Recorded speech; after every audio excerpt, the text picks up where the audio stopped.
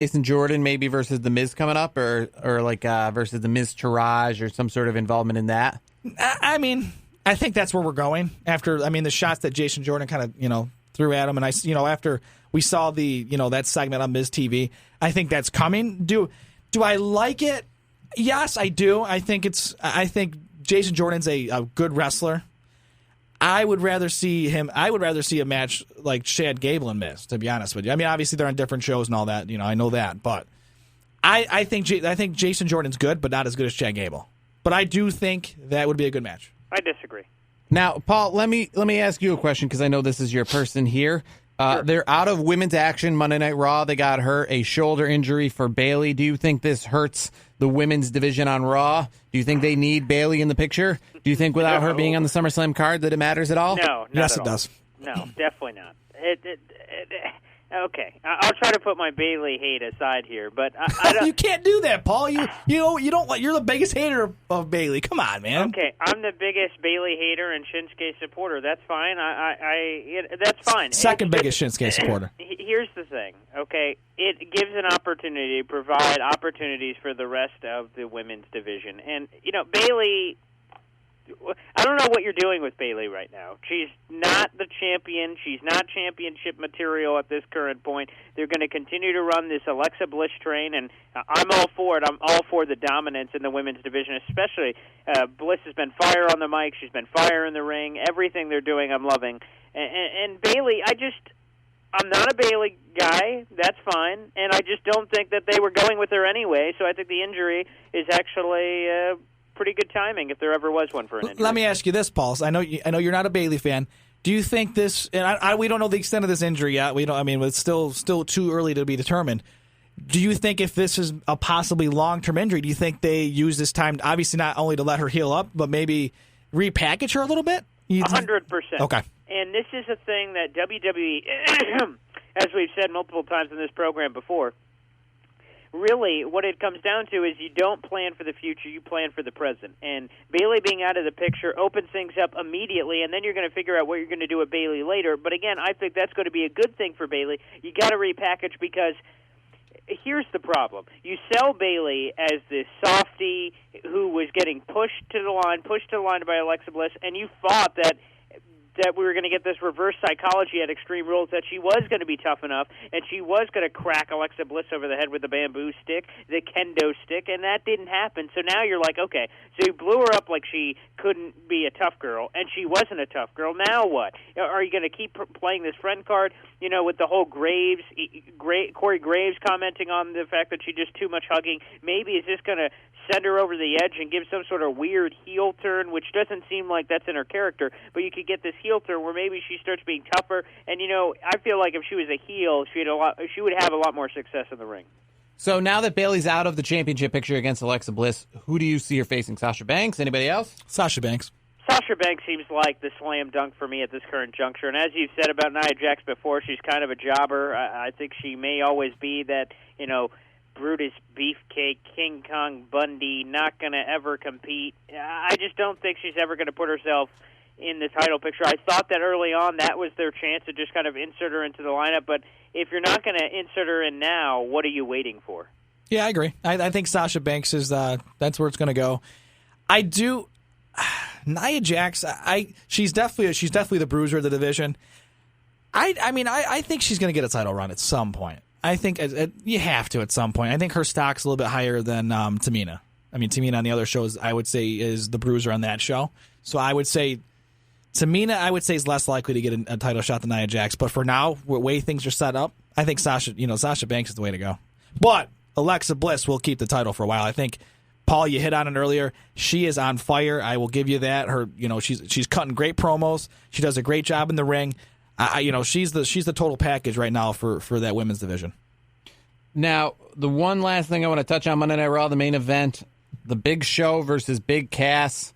Are you buying them really hyping up the Big Show and trying to do something with him in his final year in World Wrestling Entertainment? Or can the Big Show go out gracefully, or you want to see him get like one last good run? I guess that's the question. Oof, that is good. Paul, what do you think? I would say a one and done. And what I mean by that, and I try to mean that in the most respectful way possible, is that I want to see, maybe dream match scenario kind of things. It's kind of like when we had the John Cena Rock build-up. Maybe you can just insert him against somebody he hasn't faced before. I mean, he's been around, for so long that he's faced nearly every possible scenario and every possible guy. But I would rather see him get hyped up for like one final match kind of thing, or a series of matches where he kind of has the same thing with John Cena, where John Cena, well, we'll talk about this later, but where John Cena is kind of a free agent jumping between Raw and SmackDown. Instead of this senseless garbage with Enzo and Big Cass, I'd like to see him utilized more so in a role to appreciate him before he goes. Yeah, I second that. I would like to see that too. To that extent, I do agree. Do I think WWE is really going to do it? I don't think so. I think the stock on him is he's on his last leg, so to speak. I mean, he looks great though. I mean, I will tell you right now, he's lost a lot of weight. He's transformed his body. I mean, I think he can still go, but I think he's on the last part of his career here, and I would love to see it, Paul. And I'm with you 100%. I think they should do something like that, but I think WWE Creative is not going to go that way.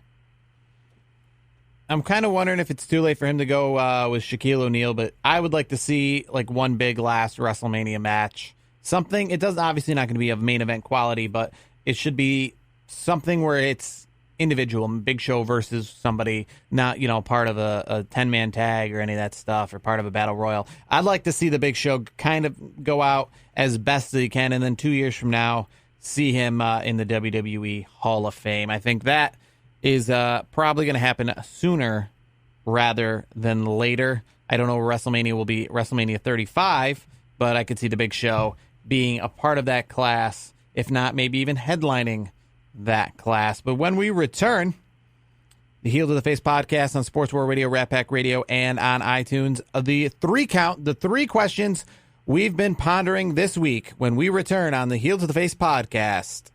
The New York Jets are rising and are ready to compete in the AFC. Boyd Green and Ty Butler will give you everything you need to know about the Jets every Wednesday at 8 p.m. Eastern. From reviewing the previous game and looking ahead to the next matchup, to all of the news and 4 downs, the Jet Zone has everything. Follow at BoydGreen25 and at Ty D. Butler on Twitter. Proud member of Sports War Radio. Let the battle begin.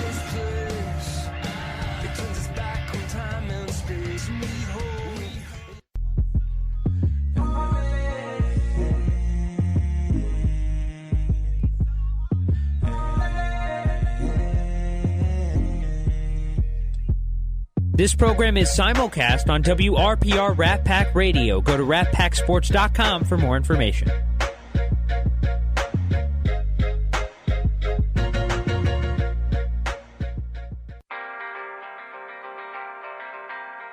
Do you want to stay up to date on the latest sports news? Come check out After the Whistle from 4 to 5 p.m. every Friday night.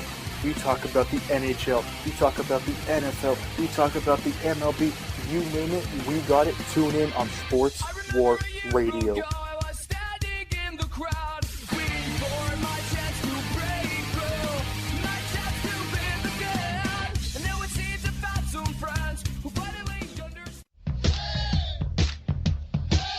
Now is the time to get your voice heard. Sports War Radio is now accepting applications for driven and knowledgeable sports fans who want to start their very own podcast about their favorite team.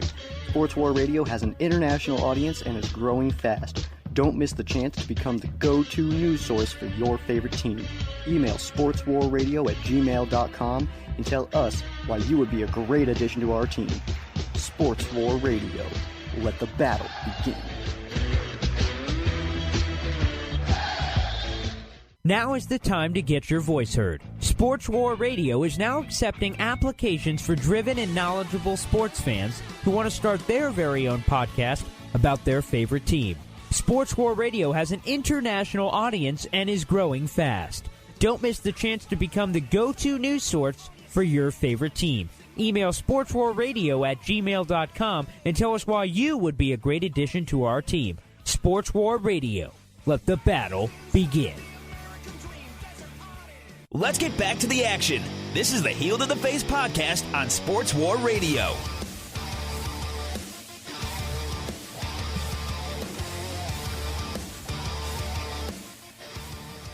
Back to the Heel of the Face podcast. It is time for the 3 count, the 3 questions that we have sent to our panel and audience this week. Most importantly, at the top of the list is our Twitter question of the week. We sent it out to the universe, and these are the results that we got back. Let's start with the question: which UFC star would be the best WWE box office attraction? We're talking about 2 of the females in UFC, probably former female of UFC to start, Ronda Rousey or Christine Cyborg Justino. She has currently been involved in some Twitter feuds with Becky Lynch, and there's a big rumor that maybe she could be involved in a match against Becky Lynch at SummerSlam.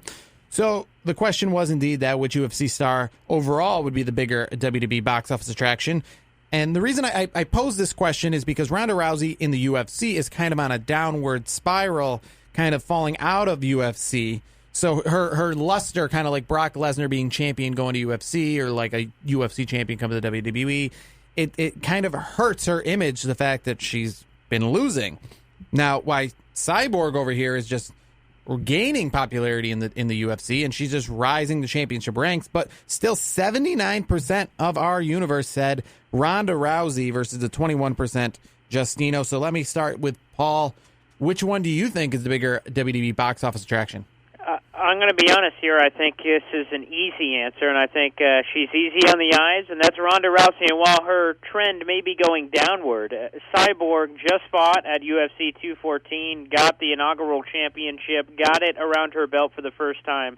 And, you know, Cyborg, from all the other perspectives, beyond the fact that she's still in the game right now, I think the interesting thing is that, you know, just from a language perspective, she wouldn't be the best talker on the mic.